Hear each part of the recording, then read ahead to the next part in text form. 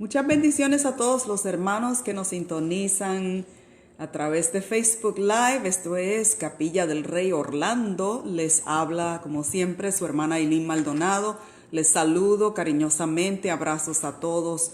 Estamos en esta ocasión desde nuestro hogar por razones de personales, pero aquí estamos y hemos querido bendecirles y traerles palabra que edifique sus corazones. Quiero comenzar leyendo uno de los salmos, uno de los versos más conocidos y más amados por mí, que se encuentra en el libro de Isaías, y dice así de la siguiente manera: el capítulo 26 del libro de Isaías, el profeta Isaías en el Antiguo Testamento, y el verso 3 y 4 dice de la siguiente manera: Tú guardarás en completa paz a aquel cuyo pensamiento en ti persevera, porque en ti ha confiado. Confiad en Jehová perpetuamente, porque en Jehová el Señor está la fortaleza de los siglos. Ahora quiero comenzar el verso 3 desde el final, porque a veces cuando escuchamos un verso no le prestamos mucha atención a lo que realmente está diciendo, pero pienso que comenzando por el final tendrá más sentido para nosotros, y dice de la siguiente manera. Dice de la siguiente manera: porque en ti ha confiado. Y luego dice: tú guardarás en completa paz aquel cuyo pensamiento en ti persevera. Así que empezamos con confianza y luego viene la perseveración o la perseverancia, si me corrijo a mí misma. Y vemos que entonces la paz del Señor viene. ¿Por qué? Porque nuestra confianza y nuestro pensamiento está puesto en Él. Él es el motivo de nuestra confianza, el motivo de nuestra fe, el motivo de nuestro amor. Así que vamos a orar en esta noche. Y únase a nosotros, extendemos esta oración para todos los enfermos, para todos los necesitados en el área que sea. Extendemos esta oración hasta el lugar desde donde nos ve y nos sintoniza, ya sea lejos o cerca, sabiendo y conociendo y confiando de que Dios está atento al clamor de su pueblo y de que Dios tiene poder para llegar hasta donde usted está. Así que le bendecimos en el nombre de Jesús. Padre, gracias por tu amor y tu misericordia. Gracias porque te tenemos a ti y tú nos das paz en el corazón, paz en medio de las circunstancias adversas, paz que sobrepasa todo entendimiento humano a pesar de las circunstancias. Eso solo lo haces tú, Señor. Tu palabra nos confirma una y otra vez que debemos confiar en ti y que los que confían en ti no tienen temor alguno. Por eso estamos gozosos, contentos y agradecidos a ti por tu misericordia. Bendecimos a los enfermos, bendecimos a los necesitados, bendecimos a los que están atravesando por cualquier situación. Tu poder llegue y se manifieste en todo lugar, en el nombre de Jesús. Amén. Recibimos a nuestro pastor Luis Germán Mercado. Bendiciones.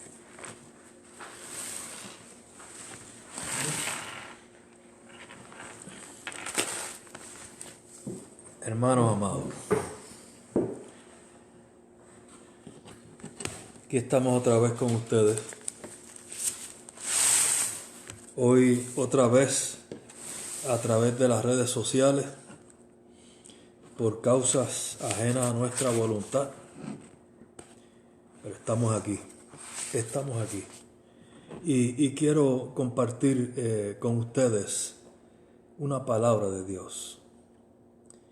Quiero junto con ustedes considerar algo bien importante. Y yo quiero comenzar con una pregunta. Discúlpame. ¿Es oración y meditación lo mismo? Eso es una pregunta. Yo quiero traer la respuesta. La respuesta es no. Aunque están íntimamente ligadas, sin embargo, la respuesta es no. Yo quiero hablar sobre tal cosa como meditación. ¿Qué es meditación? Meditación viene del original hebreo siak, que significa contemplación, básicamente contemplación. Significa también devoción, significa reflexión y reflexión sobre verdades espirituales en Dios. Eso es importante, porque hay muchos tipos hay muchas formas de meditar. Una de ellas, meditar sobre uno mismo. La meditación no se trata de uno mismo, se trata de meditar en la palabra de Dios, en lo que Él, en sus dichos. Y yo quiero entrar allí ahora, no sin antes decir que en la oración yo hablo a Dios y Dios escucha. En la meditación Dios habla conmigo y yo escucho. Ahí hay una diferencia. Yo hablo con Dios, Él me escucha. Yo medito, Él habla conmigo y yo lo escucho. Es decir, hay una comunicación de un lado, de una persona hacia la otra, de mí hacia Dios y de Dios hacia mí, pero esa ocurre en la meditación. Y yo quiero referirme al Salmo 119. Mire, Salmo 119 es el capítulo más largo de la Biblia. Tiene 176 versículos y solo 2 de ellos no hablan acerca de la palabra de Dios. 174 de esos versículos hablan acerca de la palabra. Solo 2 no lo hacen, son el 122 y el 132. Se compone de 22 partes o estrofas. Cada una está encabezada por una palabra que representa las 22 letras del alfabeto hebreo. Por eso comienza con la palabra Aleph o Aleph, porque denota la primera letra del alfabeto hebreo. Sigue siendo la A como en el nuestro. Yo quiero, si usted tiene una Biblia a la mano, por favor téngala. Yo quiero llamar su atención de en cuántas formas habla el salmista aquí acerca de la palabra de Dios. Y yo quiero decir que la meditación, quiero enfatizar, la meditación es en los dichos de Dios, en lo que ha dicho Él, en sus palabras. Y quiero volver a hacer énfasis sobre esto, porque el humanismo enseña a meditar sobre la persona misma, pero dentro de nosotros, en nuestra propia vida, no está la razón para meditar. Está en Dios, específicamente en su palabra, pero no es tampoco el estudio bíblico que vamos a hacer para adquirir conocimiento bíblico, aunque está incluido. Pero es más que eso. No es simplemente oración, aunque hay un espíritu de oración incluido en la meditación. No es estudio bíblico, porque no se ciñe a eso estrictamente, pero hay estudio bíblico. Yo quiero usted mire que este Salmo 119, en los primeros 7 versículos, describe la palabra de Dios, y vuelvo y recalco, el tema central de este capítulo bíblico es la palabra de Dios. Por cierto, el más extenso. ¿No le dice algo eso? La palabra de Dios. Por su palabra fueron hechos los cielos y la tierra. fue hecho de lo que no existía, de lo que no había. Por su palabra es creativa. Por su palabra fue todo. Y todo subsiste por su palabra. Él envía su palabra y es. Aún donde no hay, Él envía su palabra y es. Usted no necesita tanto que Dios haga algo en su vida, sino que lo diga. Y Dios ha dicho grandes cosas. Mire el verso 1 del capítulo 119 de Salmos. Bienaventurados los perfectos de camino, los que andan en la ley de Jehová. Identifica la palabra de Dios como ley. La palabra de Dios es ley.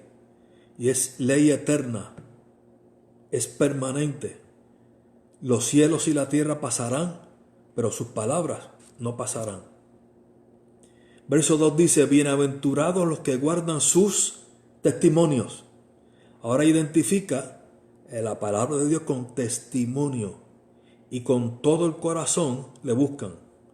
Pues no hacen iniquidad los que andan en sus caminos.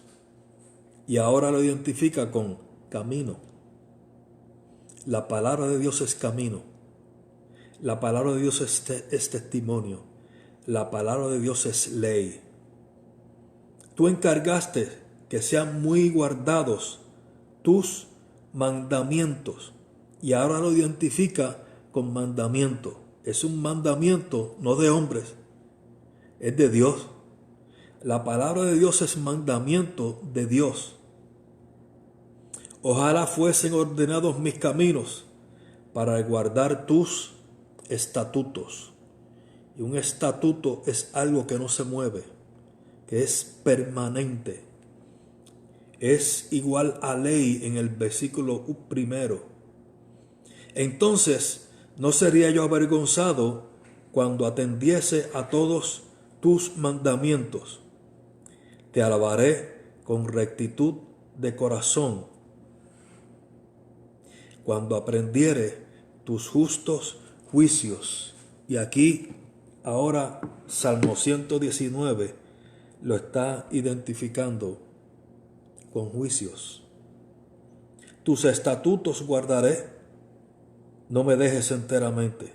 ¿Con qué limpiará el joven su camino? Con guardar tu palabra. Y ahora identifica con palabra. Dios habla. Oiga, Dios habla. Dios ha hablado. El libro de Hebreos comienza diciendo, en el capítulo 1, en el pasado Dios habló a través de los profetas, pero ahora ha hablado a través del Hijo. Por eso, en el Nuevo Testamento, la palabra de Dios se identifica también con la palabra de Cristo, porque son uno. Padre, Hijo y Espíritu Santo son uno. Entonces, en la oración yo hablo a Dios, escucho y Dios escucha. En la meditación Dios habla y yo escucho. La meditación. Y quiero seguir en los salmos, mayormente en el Salmo 19. La meditación tiene varios beneficios. Quiero señalar 6. Primero, es para enfocarnos. Y esto oyó bien, para enfocarnos. Y aquí en el Salmo 119, verso 15, dice, en tus mandamientos meditaré, consideraré tus caminos, me regocijaré en tus estatutos, no me olvidaré de tus palabras, no olvidaré. ¿Sabe quién es el que está desenfocado? El que olvida. El que olvida. La meditación tiene la capacidad de mantenernos enfocados y enfocados en el lugar correcto. ¿Hasta dónde puede llevar el desenfoque de una persona? Mira, el desenfoque puede ser tal que una persona puede estar buscando respuestas en sí mismo. Eso es humanismo, tiene nombre, se llama humanismo. En el tiempo de cuando escribió el apóstol Pablo era el gnosticismo. Y eso cambió de nombre, pero es lo mismo, humanismo, donde el hombre es el centro de todo. Es decir, el hombre pareciéndose más a Dios y Dios pareciéndose más al hombre. Así lo presenta el humanismo. La meditación nos ayuda a mantener el enfoque correcto. Y el enfoque correcto es en sus palabras. Es decir, en Él. Es en Él. En segundo lugar, la meditación es buena para comprender. Oiga, ¿habrá escuchado usted alguna vez decir que Dios quiere que le creamos con una fe ciega? Yo quiero decir que eso es un gran error. En ninguna parte de la Escritura el Señor nos anima a creer con fe ciega. Es todo lo contrario. Identifica con ceguera al incrédulo, no al crédulo. Al creyente lo identifica viendo, no ciego. Eso de creer a Dios con una fe ciega, no. La fe ve, la fe lo ve todo como es, como exactamente es. No crea. Dios quiere que usted y yo comprendamos, que conozcamos, que entendamos. Salmo 119, verso 27. Hazme entender el camino de tus mandamientos, para que medite en tus maravillas. Cuando entiendo el camino de tus mandamientos, necesariamente quedaré maravillado. ¿Sabe para quién la vida cristiana es aburrida? Para el que no ha entendido, para el que no ha visto, para el que no ha visto en Dios. Porque el hombre natural no puede entender las cosas que son del Espíritu de Dios, porque éstas se han de juzgar espiritualmente. Solo el hombre espiritual puede juzgar las cosas de Dios y ver. Por eso el creyente en la palabra de Dios se goza. Un incrédulo no, porque no ve a Dios allí. Y quien ve a Dios en la palabra se goza, se deleita, porque sabe que allí está Dios hablándole. Ahora, yo quiero recalcar que Dios quiere que comprendamos y que entendamos. El entendido debe ser entendido en la palabra. De hecho, hay pasajes que nos exhortan a ser entendidos en la palabra. Y para ser entendido en la palabra no hace falta un grado en teología. No hace falta un grado asociado, un bachillerato y ni un posgrado tampoco. Si lo tiene, fantástico, qué bueno. Pero no es indispensable. Porque de ser así, entonces la revelación de la palabra de Dios sería solo para aquel que tiene estudios teológicos. No. Dios muestra y Dios revela su palabra en nuestro corazón cuando yo la busco. Si yo la busco, la tendré. Si yo busco comer de esta palabra, yo voy a recibir. Y ella será lumbrera a mis pasos, luz a mi camino. Porque Dios quiere que yo entienda.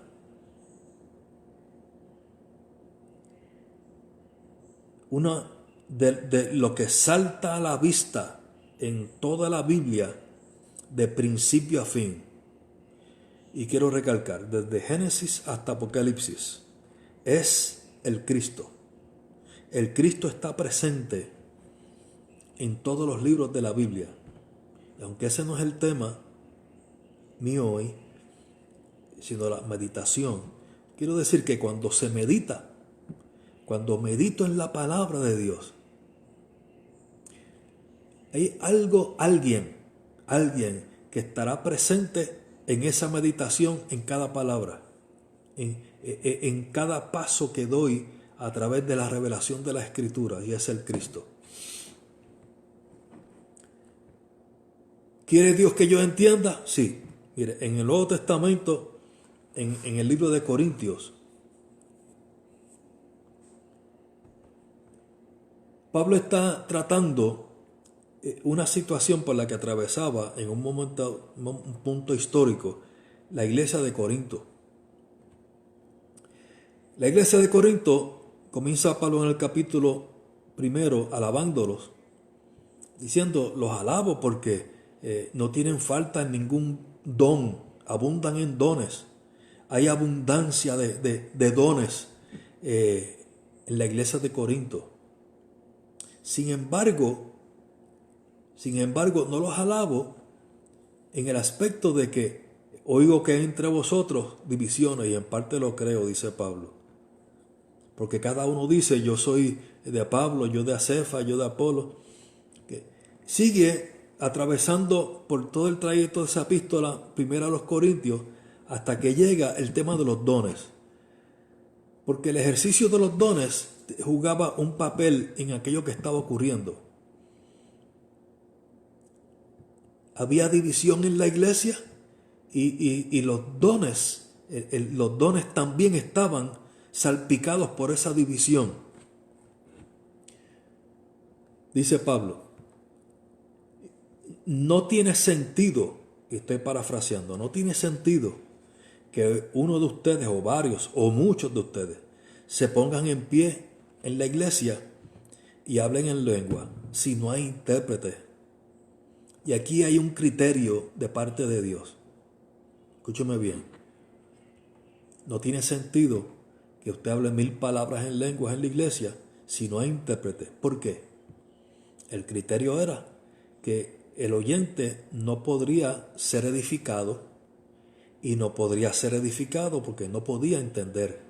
Si no entiendo, no hay edificación. Es decir, si no se puede entender, no hay edificación para la iglesia. Sin embargo, dice Pablo: si yo hablo en lengua, mi vida privada, yo hablo en lengua, mi espíritu es edificado, pero mi entendimiento queda sin fruto. Sin embargo, por eso mi espíritu es edificado, pero no mi entendimiento. Sin embargo, cuando en la iglesia alguien habla en lenguas y otro interpreta, mi entendimiento recibe fruto. Mi entendimiento es edificado y puedo decir amén. Es decir, Pablo quiere poner cosas en orden. Por eso termina diciendo: Dios no es Dios de confusión, sino de orden. El orden es que se hable lenguas en la iglesia cuando hay interpretación, en interpretación a su lengua vernácula, para que pueda entenderlo, porque Dios quiere que entienda. Para poder decir amén, es decir, para poder ser edificado, Dios quiere que yo le entienda. Ellos estaban vislumbrados por el efecto de hablar en lenguas de principio a fin en aquella reunión. Sin embargo, Pablo dice: no quiero que sean maduros en el modo de pensar y niños para la malicia. En eso hay un infantilismo espiritual. No hay allí madurez. ¿Qué es lo maduro? Que la iglesia reciba edificación, no que uno hable en lenguas todo el tiempo.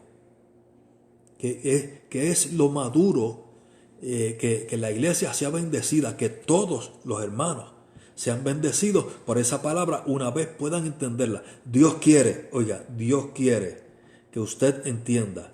Y si usted tiene el Espíritu de Dios, si usted vino a Cristo, si usted vino al Señor, usted está en el Señor, usted tiene el Espíritu de Dios. El Espíritu de Dios mora en cada hijo de Dios. Por eso Jesús dijo que nuestro cuerpo es templo del Espíritu Santo. Ese es el templo del Espíritu Santo. El cuerpo, nuestro ser es habitado por el Espíritu Santo. Y Él es quien nos permite atesorar, recibir, ser alumbrados por su palabra, ser edificados por su palabra. Cuando meditamos en su palabra, el Espíritu Santo opera y comunicándonos revelación en esa palabra que afecta nuestras vidas para bien, que afecta e impacta nuestras vidas y nos hace crecer en conocimiento de Dios. El conocimiento de Dios es un conocimiento intelectual, no meramente, pero está incluido. Por eso digo, Dios quiere que entendamos. El segundo beneficio de la meditación, para comprender. El tercero, para recordar. La meditación me ayuda a recordar. Y yo quiero decirle, desde ya, Dios quiere que recordemos. Por eso en los salmos hay constante referencia a eventos del pasado, donde los distintos escritores de los salmos inspirados por el Espíritu Santo hicieron alusión a eventos del pasado como momentos de testimonio, porque quien fue así en un momento es así hoy. Quien lo hizo, Dios que lo hizo aquel día, lo hará otra vez. Dios que hizo tal portento en una ocasión, lo sigue haciendo y lo hará. Salmo 119, verso 92. Si tu ley no hubiese sido mi delicia, ya en mi aflicción hubiera perecido. Nunca jamás me olvidaré de tus mandamientos, porque con ellos me has vivificado. El mandamiento no mata, el mandamiento vivifica. El mandamiento, el de Dios, imparte vida. La palabra de Dios imparte vida. Ella es el logo. Nunca jamás me olvidaré de tus mandamientos. Tus mandamientos son mi derrotero. Tu palabra es mi camino. Tu palabra marca mi camino. Quien medita en la palabra con el espíritu correcto no se desviará. O sea, y no hay forma de caer en error meditando en la palabra en el espíritu correcto. Y yo voy a ver a Dios allí y yo voy a escuchar a Dios allí hablándome. Cuando contemplo, por eso comienza diciendo, meditación es contemplar. No simplemente estudiar, aunque esté incluido, pero es contemplar.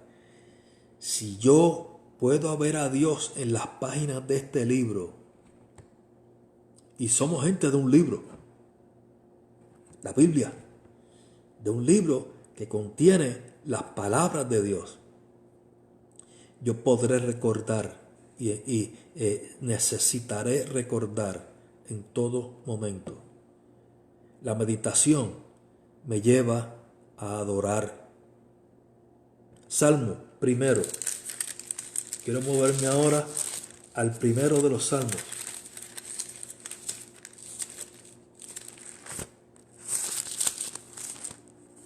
Capítulo 1 y verso 1.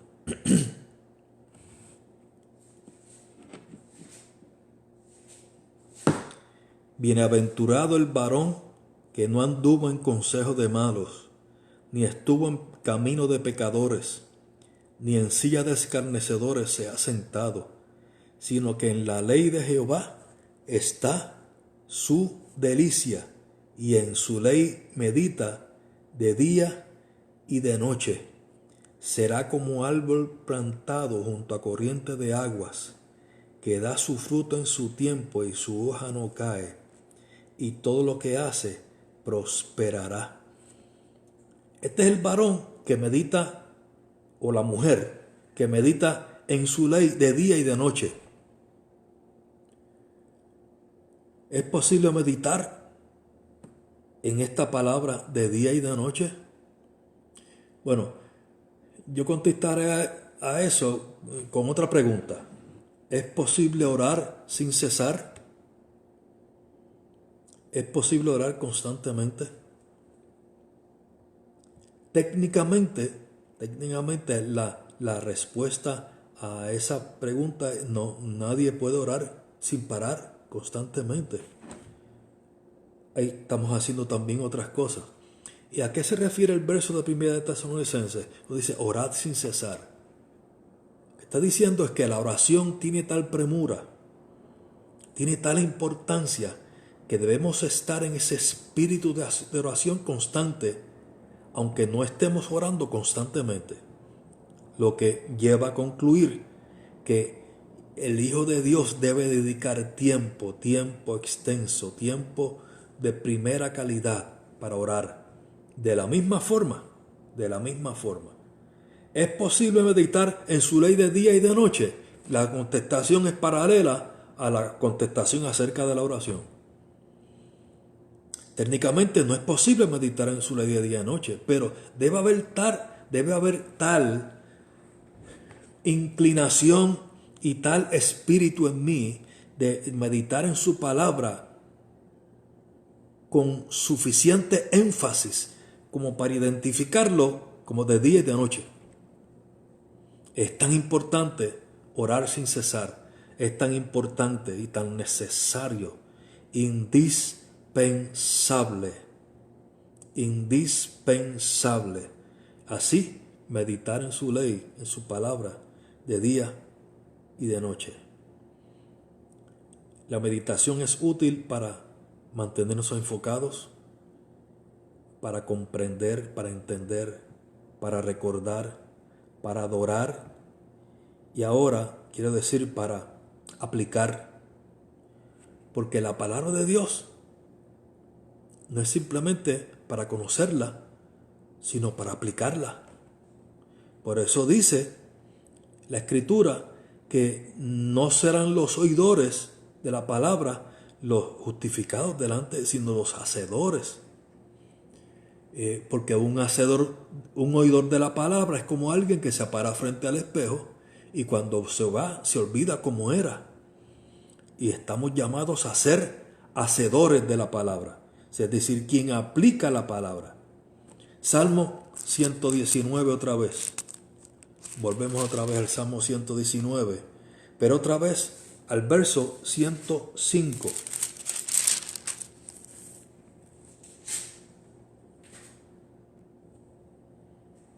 (119, 105) dice: lámpara es a mis pies tu palabra y lumbrera a mi camino.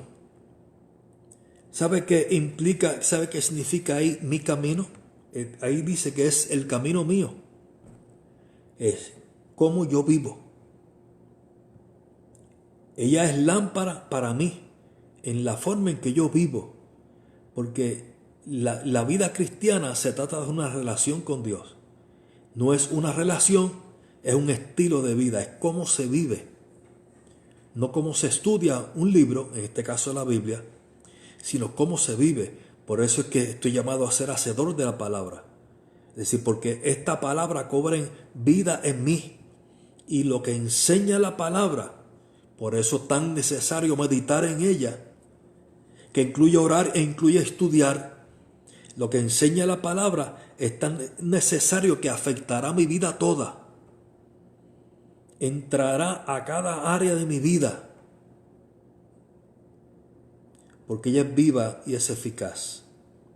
Ahora mire el verso 169.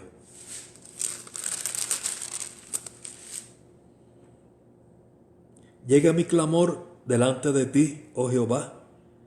Dame entendimiento conforme a tu palabra. Y aquí recalca que el entendimiento es conforme a la palabra de Dios. La palabra de Dios tiene que estar presente en la forma como yo interpreto las cosas. La palabra de Dios tiene que estar presente en la toma de decisiones. Porque cuánto temor de Dios tengo se ve en las decisiones que tomo. Dice el libro de Hechos que Moisés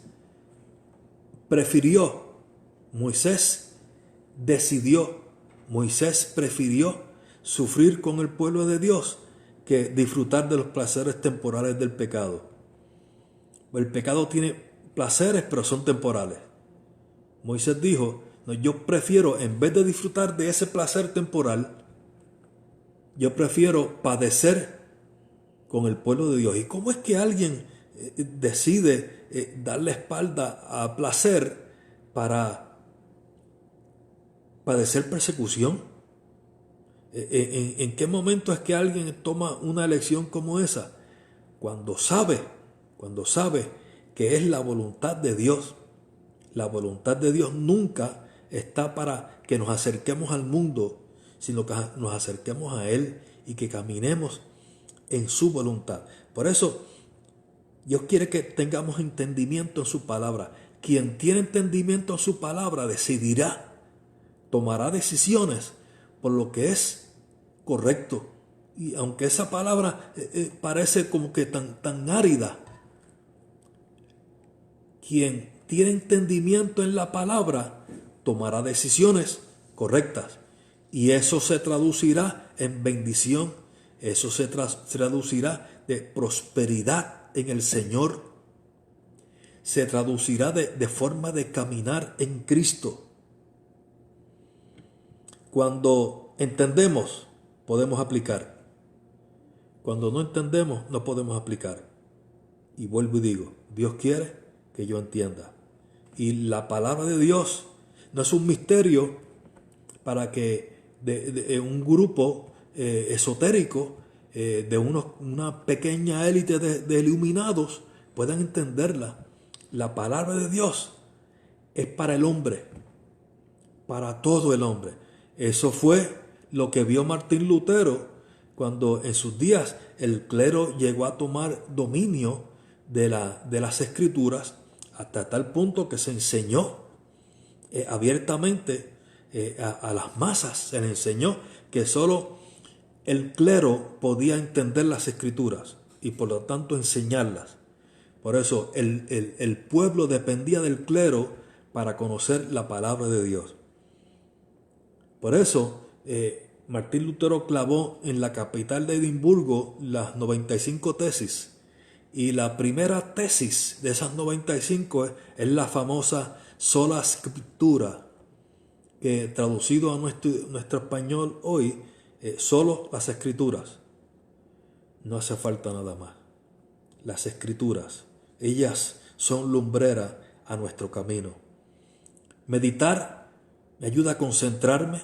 Meditar me permite comprender, me permite recordar, me ayuda a adorar, me lleva a aplicar y por último, es ayuda en momentos de debilidad. En momentos de debilidad.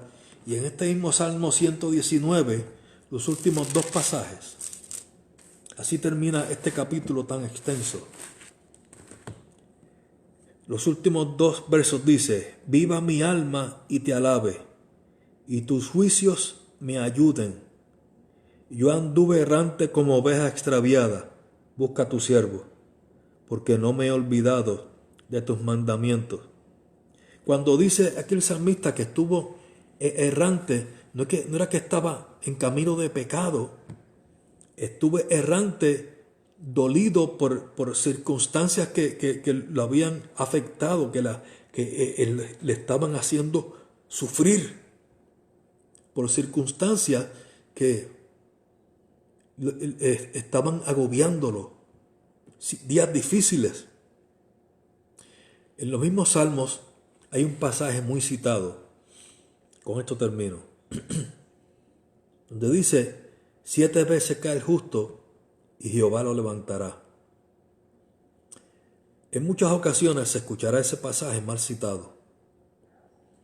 Ese verso, cuando habla de caer, no está hablando de caer en pecado.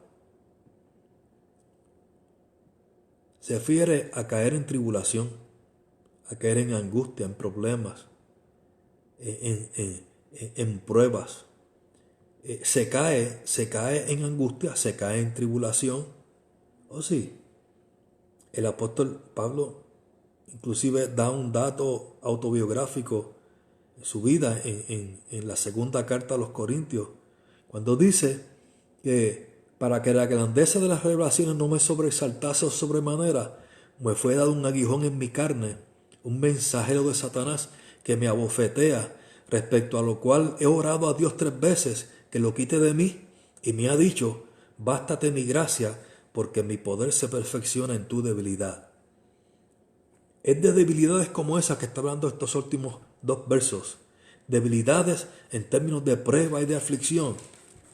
La meditación me ayuda en momentos de ese tipo de debilidad. De eso es que está hablando.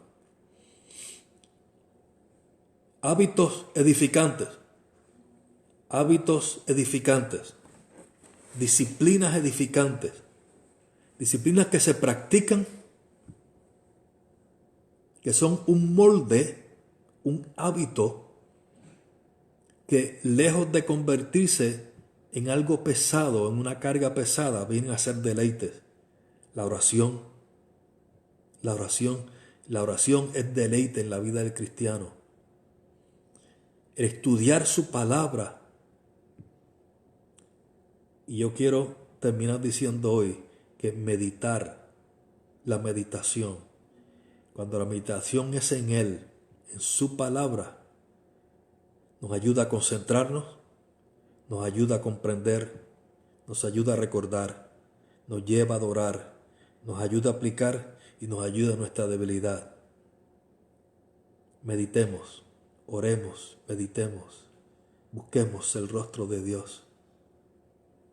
Seamos intencionales en eso, como lo fue Jesús. Una buena parte del ministerio de Jesús ocurrió orando. Por eso oraba de madrugada, porque era intencional en el proceso de orar, en la decisión de orar, para que nada ocupara el primer lugar aparte de eso. Era primicia, orar. Eso fue primicia. El ministerio de Jesús. El ministerio de Jesús ocurrió en el contexto de la oración, no al revés. No es que la oración ocurre en el contexto del ministerio. El ministerio ocurre en el contexto de la oración. Por eso los apóstoles llamaron a la multitud, allí en Hechos capítulo 7, y llamaron a la multitud de los discípulos. Le dijeron: no es justo que nosotros dejemos la oración y la palabra para servir a las mesas. No porque no sea digno de nosotros. Ellos lo estaban haciendo y lo estaban haciendo muy bien. Pero no es justo que nosotros le restemos tiempos a la oración y a la palabra para servir a las mesas.